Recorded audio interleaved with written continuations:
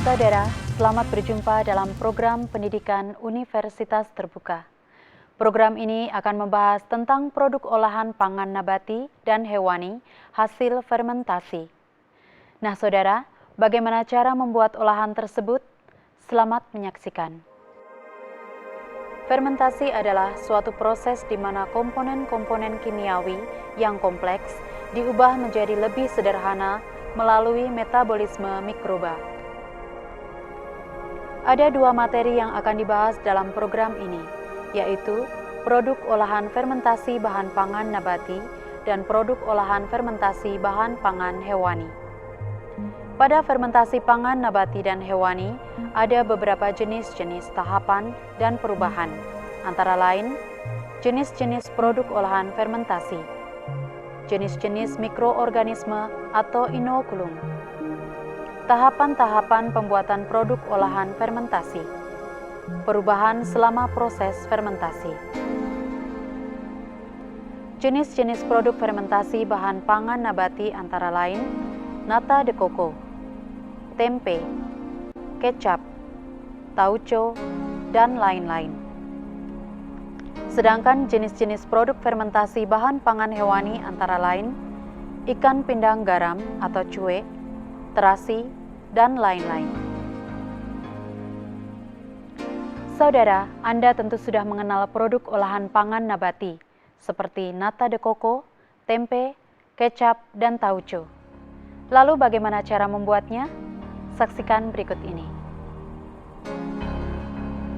Cara pembuatan produk olahan fermentasi nata de coco. Nata de coco merupakan fermentasi air kelapa dengan bantuan mikroba Acetobacter silinum.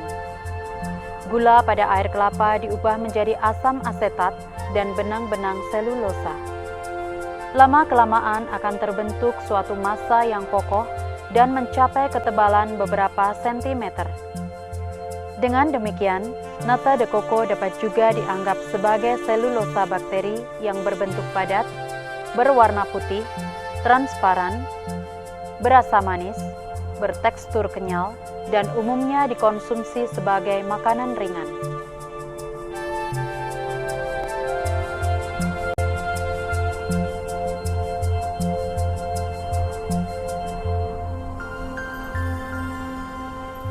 Starter atau biakan mikrob merupakan suatu bahan yang paling penting dalam pembentukan nata de coco. Sebagai pemacu digunakan biakan murni dari Acetobacter silinum. Bakteri ini secara alami dapat ditemukan pada sari tanaman bergula yang telah mengalami fermentasi atau pada sayuran atau buah-buahan bergula yang telah mengalami fermentasi atau pada sayuran dan buah-buahan bergula yang telah membusuk. Mikroba ini dapat mengubah 19% dari gula menjadi selulosa jika ditumbuhkan pada media yang mengandung gula. Selulosa yang dikeluarkan ke dalam media itu berupa benang-benang yang bersama-sama dengan polisakarida berlendir membentuk jalinan yang terus menebal menjadi lapisan nata. Dalam membuat nata, umur kelapa berpengaruh terhadap air kelapa yang digunakan. Air kelapa yang baik berasal dari buah kelapa berumur 10-11 bulan agar tidak terlalu banyak mengandung lemak yang dapat mengganggu pertumbuhan organisme pembentuk nata.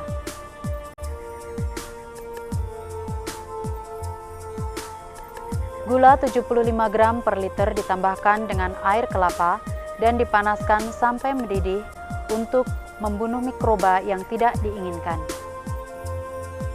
Setelah dingin, ditambahkan asam cuka sampai pH-nya berkisar antara 3,5 sampai 5,5.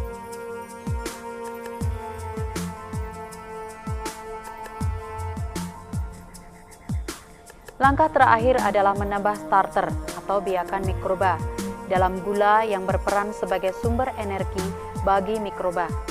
Sedangkan asam berperan untuk menciptakan lingkungan yang baik bagi kerja Acetobacter silinum. Campuran tersebut diaduk merata dan dimasukkan ke dalam wadah sampai ketinggian sekitar 5 cm. Wadah yang digunakan berbentuk segi empat dengan luas permukaan yang relatif besar. Wadah dibungkus dengan kertas dan didiamkan selama 10-14 hari untuk proses fermentasi oleh mikroba.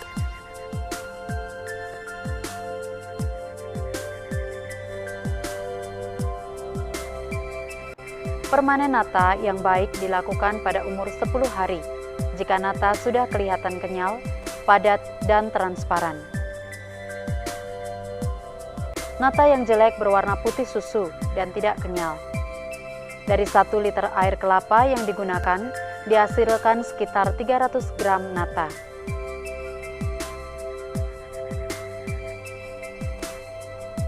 Nata yang masih berbentuk lembaran dipotong-potong, membentuk kubus berukuran 1 cm persegi. Nata direndam untuk menghilangkan rasa dan bau asam. Setelah direbus selama 5-10 menit, nata ditiriskan dan ditambah gula dengan perbandingan 1:1. Aduk merata dan didiamkan selama semalam agar gula larut ke dalam nata. Rebus selama 10 menit. Hal ini diulang 2 kali.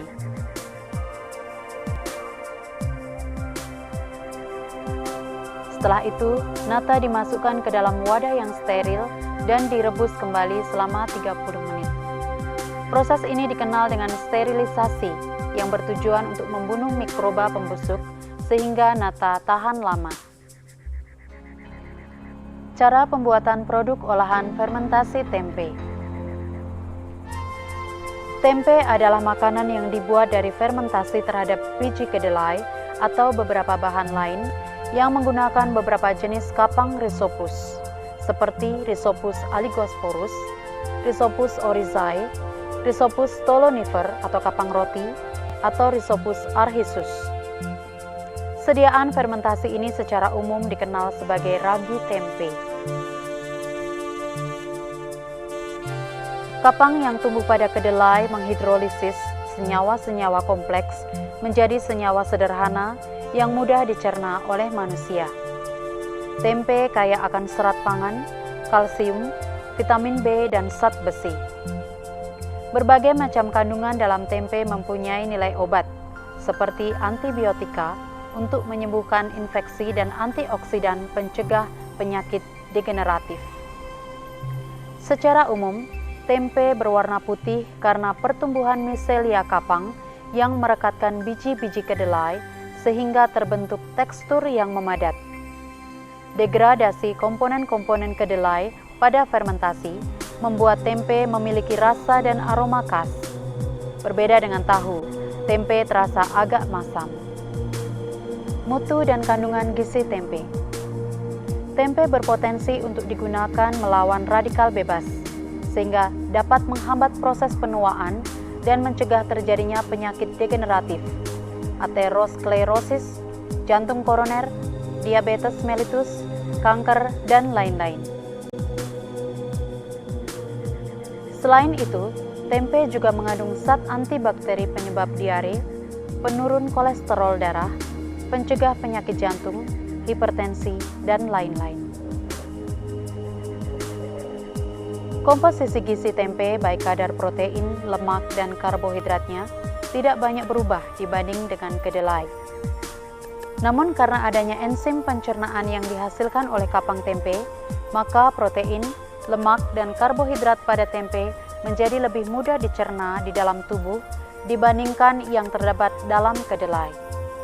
Oleh karena itu, tempe sangat baik untuk diberikan kepada segala kelompok umur, dari bayi hingga lansia, sehingga bisa disebut sebagai makanan semua umur. Cara pembuatan tempe. Siapkan kacang kedelai dan ragi tempe. Cuci bersih kacang kedelai dan rendam selama 24 jam.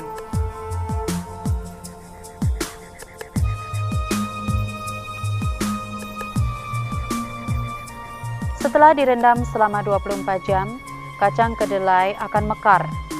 Lalu kacang diremas-remas agar kulit arinya lepas.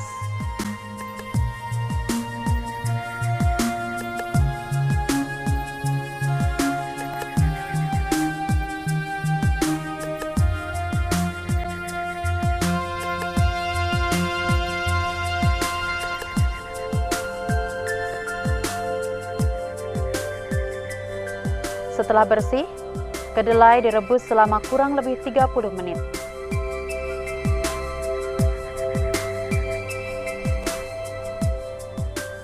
Selama kacang kedelai direbus akan muncul buih putih.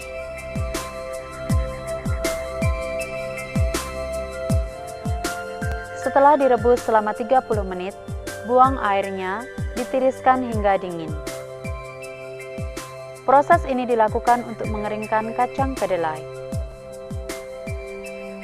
Tuang kacang kedelai ke wadah yang memudahkan kacang kedelai menjadi dingin. Setelah dingin, taburkan ragi tempe secukupnya dan aduk hingga rata. Lalu siapkan plastik dan daun pisang dengan ukuran sesuai selera. Masukkan kacang kedelai ke dalam plastik atau dibungkus dengan daun pisang hingga ketebalan kira-kira 2-3 cm. Plastik ditutup dan dilubangi.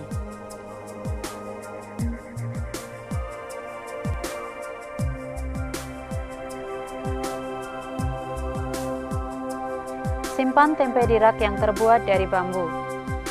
Diamkan selama kurang lebih 36 jam. Setelah 36 jam, tempe siap diolah.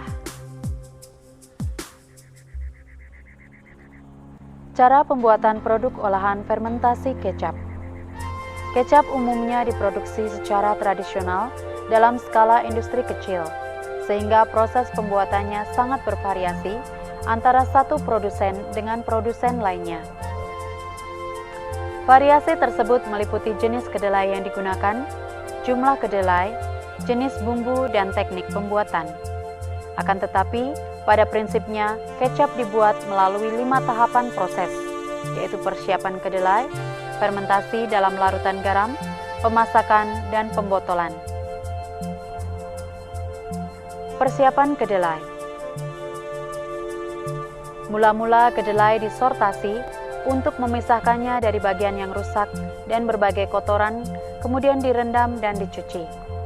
Tujuan perendaman agar kedelai menyerap air sehingga membantu pertumbuhan kapang untuk menghasilkan enzim-enzim yang berperan dalam fermentasi. Kedelai kemudian dimasak untuk menginaktifkan zat-zat antinutrisi seperti antitripsin, saponin, tanin, antikimotripsin, asam fitat, dan hemaglutinin, dan mengurangi bau langu kedelai. Setelah pemasakan, dilakukan pendinginan sampai suhu kedelai mencapai 35-40 derajat Celcius untuk memberikan kondisi yang sesuai bagi pertumbuhan kapang.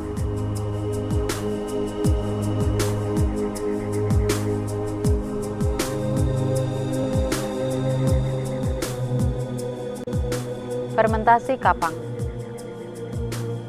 Jenis kapang yang digunakan dalam pembuatan kecap adalah golongan Aspergillus, yaitu Aspergillus oryzae dan Aspergillus soyae, serta dari Rhizopus, yaitu Rhizopus oligoporus.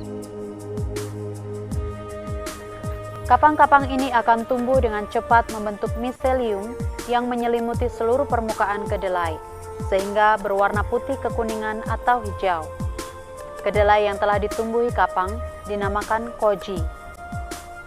Kapang menghasilkan berbagai macam enzim, yaitu proteinase, amilase, invertase, lipase, dan selulase. Enzim-enzim ini akan memecah komponen-komponen kedelai membentuk senyawa-senyawa yang lebih sederhana. Protein akan dipecah menjadi peptida-peptida pendek, pepton, dan asam amino.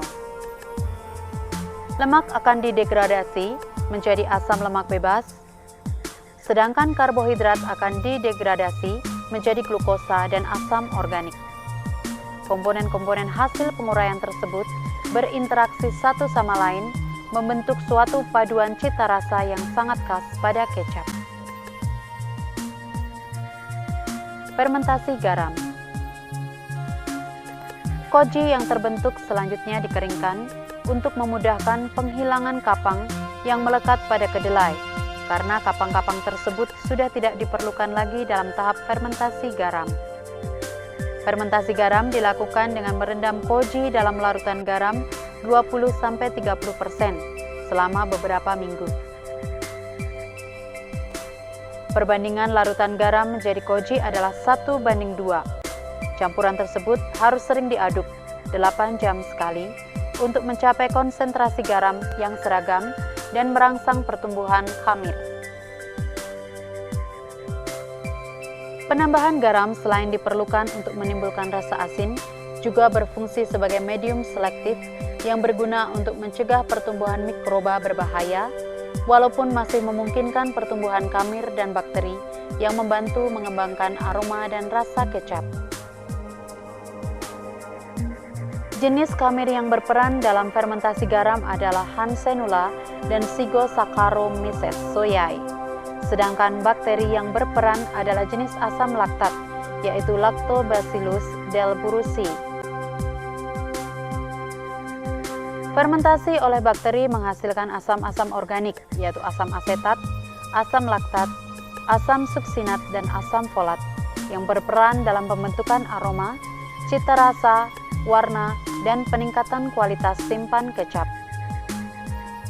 Fermentasi oleh khamir menghasilkan 4-etil glycol, 4-etil fenol, dan 2-fenil etanol yang besar peranannya dalam pembentukan cita rasa yang khas pada kecap.